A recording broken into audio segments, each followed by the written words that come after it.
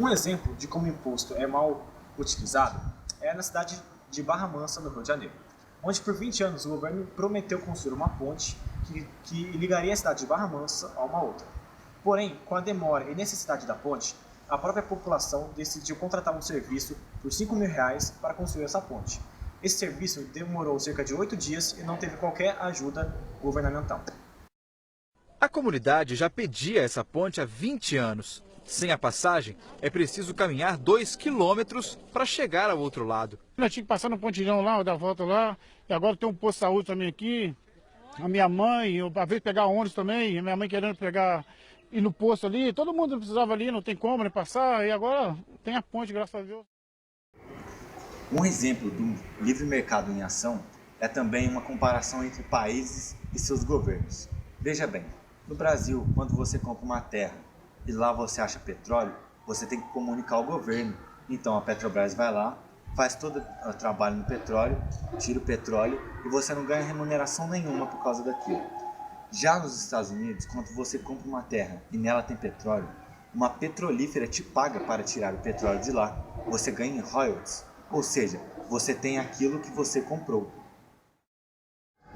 Realizamos uma pesquisa para saber se o brasileiro tem conhecimento sobre o que é livre mercado. Apenas 20% dos 30 entrevistados tinham conhecimento concreto sobre o assunto.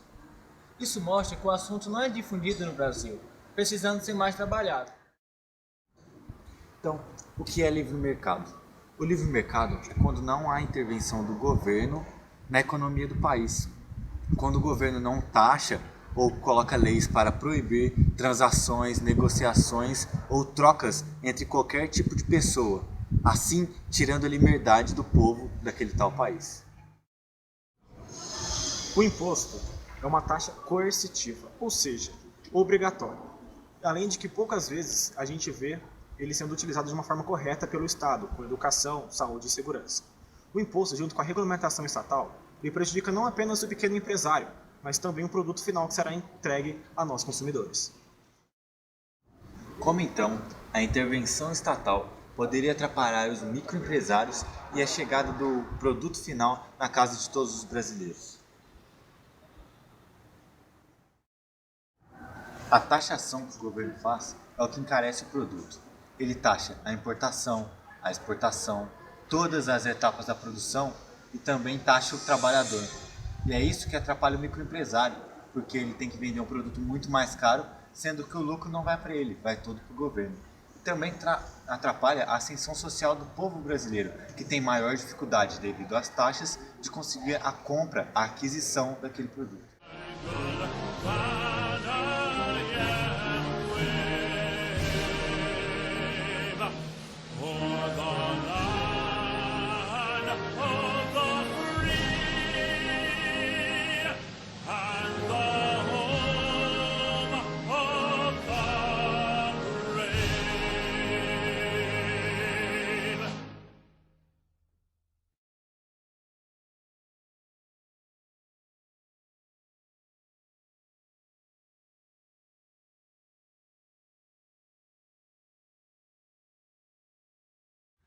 Em 2014, um grupo americano fez um ranking sobre os países com a melhor saúde do mundo.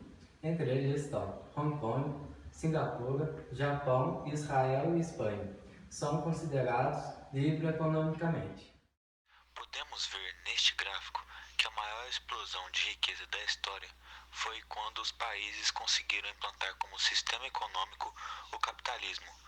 E com o passar do tempo, enquanto as economias iam ficando mais livres, mais riqueza ia sendo produzida. E essa riqueza não ficava apenas com as pessoas ricas. Podemos ver nessa pesquisa que nos países em que são mais livres economicamente, até os mais pobres têm mais poder econômico. Virou normalidade dizer que os ricos estão ficando mais ricos, mas os mais pobres também deram um salto enorme e a classe média e baixa deu um salto de poder econômico enorme.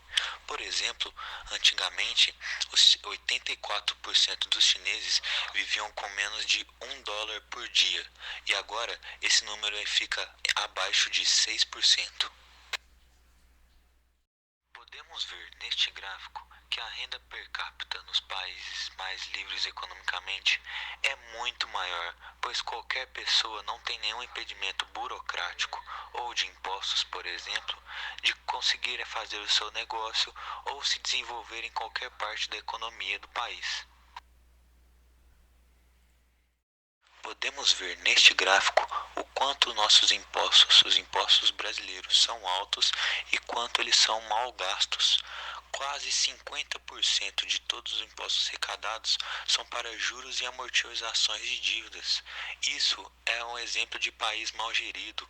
É um exemplo de um país em que o Estado é grande e participa muito da economia, em vez de dar liberdade econômica para que o país se desenvolva, fazendo assim com que o povo tenha que pagar mais e não receba qualidade de vida em troca. Para resolver os problemas das empresas estatais, é necessário privatizar, pois as empresas estão com desemprego, estão com falta de investimento e improdutividade. Por que as privatizações consertariam esses erros? Primeiro porque o Estado está sem dinheiro por causa da crise, por isso o desemprego. Então, com a venda, com o dinheiro que ele vai vender às empresas, ele vai conseguir reinvestir em várias outras coisas. E quem comprou as empresas estatais vai ter dinheiro para investir, assim aumentando produtividade, lucro e aumentando o número de empregados.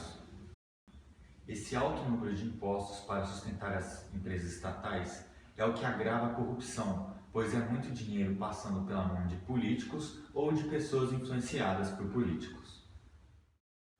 Continuando a ideia de relação de liberdade econômica com boa qualidade de vida, uma pesquisa de 2014 listou os melhores países do mundo em relação à educação. Entre esses países, os líderes dele estão Finlândia, Suécia e Japão. Todos esses países, de acordo com uma outra pesquisa também feita em 2016, mostra que eles têm uma ótima nota em relação à liberdade econômica em relação a todos os outros países do mundo. Imagine uma terra de milionários, onde a pobreza não existe mais. Você acha impossível? Então, veja essa história. Quem conta é o correspondente da Rede Globo na Ásia, Roberto Kovalik. Ele foi a Singapura saber por que existem tantos ricos por lá. É a Ilha do Tesouro. Quem nasce ou aporta aqui tem mais chances de se tornar um milionário do que em qualquer outro lugar do planeta. Localizada numa ilha do Pacífico, com metade do território da cidade de São Paulo, Singapura é um dos países que mais crescem economicamente no mundo. Novos sinais de riqueza são erguidos a todo instante. Hotéis, cassinos, prédios gigantescos.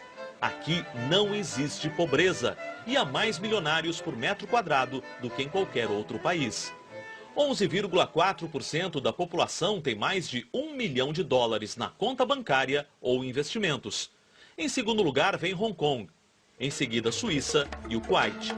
Adam é um dos mais conhecidos milionários de Singapura. E o motivo é que ele foi um dos mais jovens aqui a ganhar $1 milhão, começando do zero. Foi há 10 anos, quando ele tinha 26 anos de idade. Agora tem muitos milhões. E nós vamos até o escritório do Adam tentar descobrir a receita. Ele vai nos dar uma carona aqui no carro dele, um brinquedinho de milionário.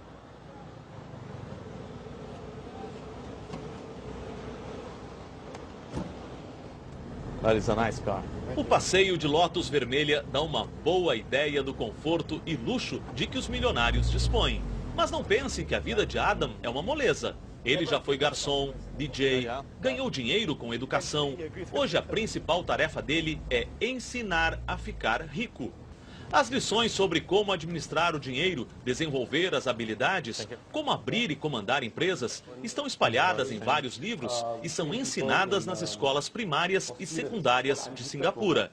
Eu acredito que qualquer um pode se tornar um milionário, diz Adam. Claro que em alguns países é mais fácil, onde o governo adota políticas que dão oportunidades iguais para todos. E ele dá uma dica: é preciso viver com menos do que a gente ganha, não importa que seja pouco, e aplicar o que sobra em investimentos que rendam mais dinheiro, como imóveis ou ações de boas companhias. Ficar milionário, completa Adam, é uma questão de atitude mental. Primeiro, você tem que acreditar que pode e depois desenvolver os talentos necessários para chegar lá.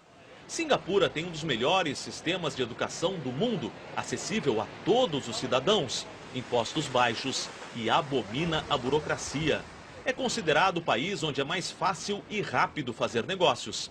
e está se tornando um centro financeiro mundial. Neste caso, Singapura é acusada de fechar os olhos para a origem do dinheiro. Nós agora vamos visitar um local onde os ricos e famosos de Singapura costumam frequentar, o consultório de cirurgia plástica. E na hora de dar aquela retocada no visual, eles confiam na habilidade brasileira. O doutor Marco Aurélio Correia é um exemplo de outro motivo que faz Singapura crescer: busca de talentos no exterior. Criador de um método de cirurgia plástica, ele foi convidado a trabalhar aqui pelo governo. E com a clientela que encontrou, não se arrepende de ter mudado para cá. Para milionário, pagar uma cirurgia plástica não é nada. Então, os seus clientes aqui não discutem, não regateiam o preço? Existe um pouco na cultura de pedir algum desconto e a gente dá algum descontinho, assim, só para aquela coisa assim de ser amigável, né? E você já é um dos milionários de Singapura? Um dos pequenos milionários de Singapura. Existem tantos milionários e bilionários aqui que, entre eles, eu ainda me considero um pequeno milionário. O que mais impressiona na riqueza de Singapura é que ela foi obtida em apenas 45 anos e sem petróleo, minérios ou qualquer outra riqueza natural. Quando o país foi criado em 1965, era um dos mais pobres e atrasados do planeta. Quanta diferença!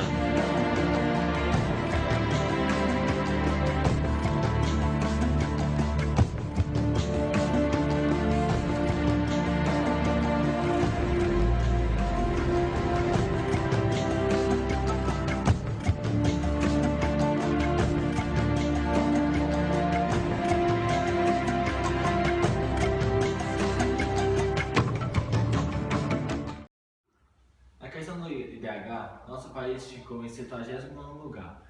Os líderes desse ranking são Estados Unidos, Noruega, Suíça e Holanda. Todos esses países, diferentes do nosso Brasil, são considerados livres, ou livres na maioria das vezes em relação à liberdade econômica.